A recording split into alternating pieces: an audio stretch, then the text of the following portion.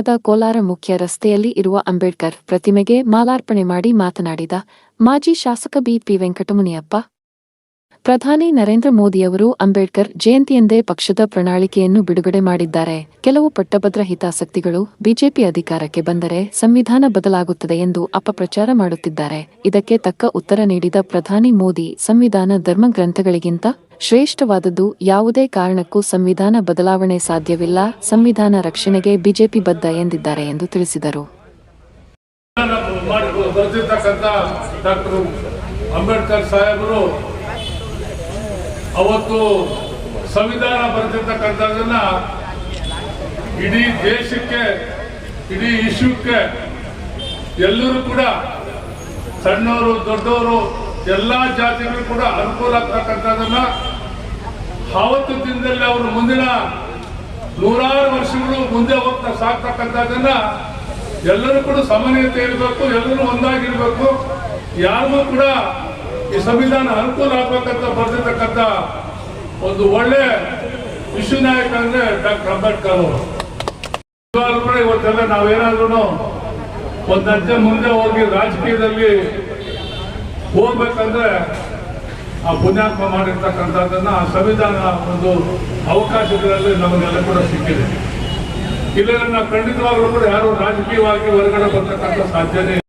133ನೇ ಅಂಬೇಡ್ಕರ್ ಜಯಂತಿಯ ಶುಭಾಶಯಗಳು ತಿಳಿಸುತ್ತಾ, ಈ ಕಾರ್ಯಕ್ರಮದಲ್ಲಿರುವಂತಹ ನಮ್ಮ ಮಾಜಿ ಶಾಸಕರಾದ ಕಾಂಗ್ರೆಸ್ನವರು ಅಪ್ರಚಾರ ಮಾಡ್ಕೊಂಡು ಹೋಗ್ತಿದ್ದಾರೆ.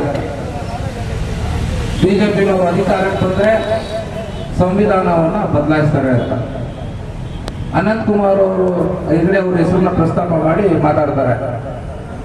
ಅನಂತ್ ಕುಮಾರ್ ಹೆಗಡೆ ಅವರು ಮಾತಾಡಿರೋದು ಅವರು ವೈಯಕ್ತಿಕ, ಅದನ್ನ ಪಕ್ಷ ಯಾವತ್ತೂ ಸಮರ್ಥನೆ ಕೂಡ ಮಾಡ್ಕೊಂಡಿಲ್ಲ. ಹಂಗಾಗಿ ಅವ್ರಿಗೆ ಇವತ್ತು ಪಕ್ಷ ಸೀಟ್ ಕೂಡ ಕೊಡ್ಲಿಲ್ಲ.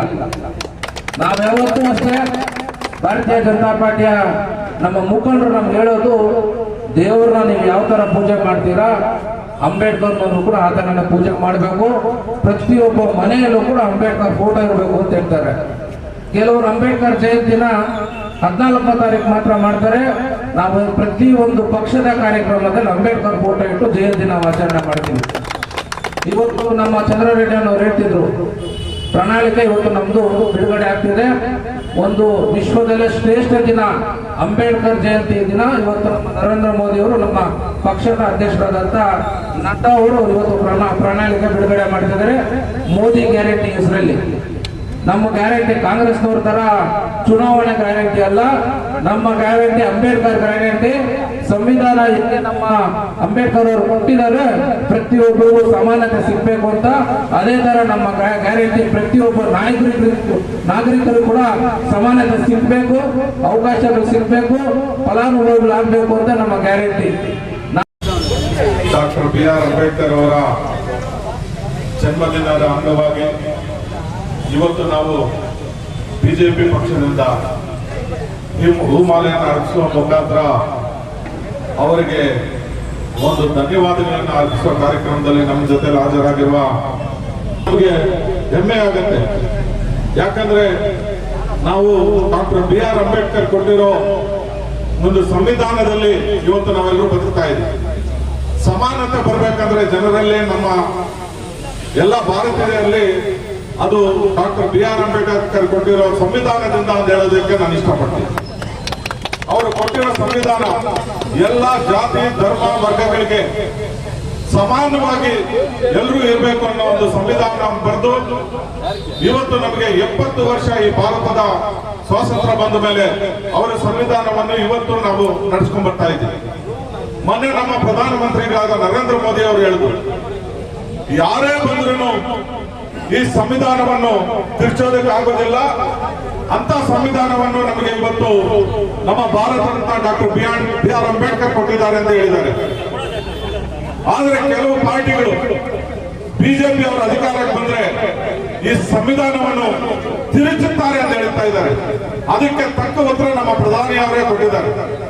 ಇವತ್ತು ನಮ್ಮ ಪ್ರಣಾಳಿಕೆಯನ್ನು ಡಾಕ್ಟರ್ ಬಿ.ಆರ್. ಅಂಬೇಡ್ಕರ್ ಅವರ ಜನ್ಮದಿನ ದಿವಸ ಇವತ್ತು ಡೆಲ್ಲಿಯಲ್ಲಿ ನಮ್ಮ ಬಿಜೆಪಿಯ ಭವನದಲ್ಲಿ ಇವತ್ತು ಬಿಡುಗಡೆಯನ್ನ ಮಾಡ್ತಾ ಇದ್ದಾರೆ ನಮ್ಮ ಪ್ರಧಾನಿ ಅವರು.